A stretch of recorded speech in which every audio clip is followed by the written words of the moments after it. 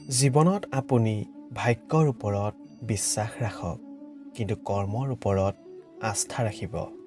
কিয়নো কৰ্ম আৰু পৰিশ্ৰমে আপোনাক সংসাৰৰ যিকোনো শিখৰলৈ লৈ যাব পাৰে।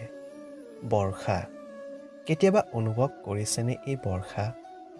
আকাশৰ পৰা টোপাল সৰে, মিঠা টোপাল, শীতল টোপাল, মনক পবিত্ৰ কৰি তোলে, ধৰাৰ পিয়াহ নিবাৰণ কৰে, চাৰিওদিশ সেউজ কৰি তোলে। কিন্তু এনে পানীটো আমি কুঁৱাৰ পৰাও পাওঁ। যদি আমি ভাবোঁ যে বৰ্ষাৰ পানী আৰু কুঁৱাৰ পানীৰ মাজত পাৰ্থক্য কি আছে, তেন্তে পাৰ্থক্য আছে। পাৰ্থক্য আছে ভাগ্য আৰু কৰ্মৰ। বৰ্ষা ভাগ্য হয়, প্ৰকৃতিৰ ইচ্ছা হ'লে বৰ্ষা হয়। কিন্তু কুঁৱা আমি এনেই নাপাওঁ, কৰ্ম আৰু পৰিশ্ৰমৰ দ্বাৰাহে ইয়াক পোৱা যায়।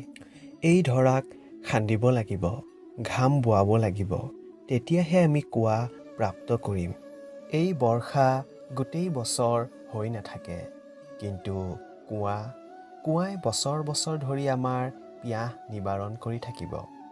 এতিয়া ইয়াৰ পৰা আমাৰ শিকিবলগীয়া কি আছে? এইটোৱেই যে আপুনি ভাগ্যৰ ওপৰত বিশ্বাস ৰাখক, কিন্তু কৰ্মৰ ওপৰত আস্থা ৰাখিব। কিয়নো কৰ্ম আৰু পৰিশ্ৰমে আপোনাক সংসাৰৰ যিকোনো শিখৰলৈ লৈ যাব পাৰে। গতিকে নিৰন্তৰ চেষ্টা কৰক, কৰ্ম কৰক। জয় শ্ৰীকৃষ্ণ।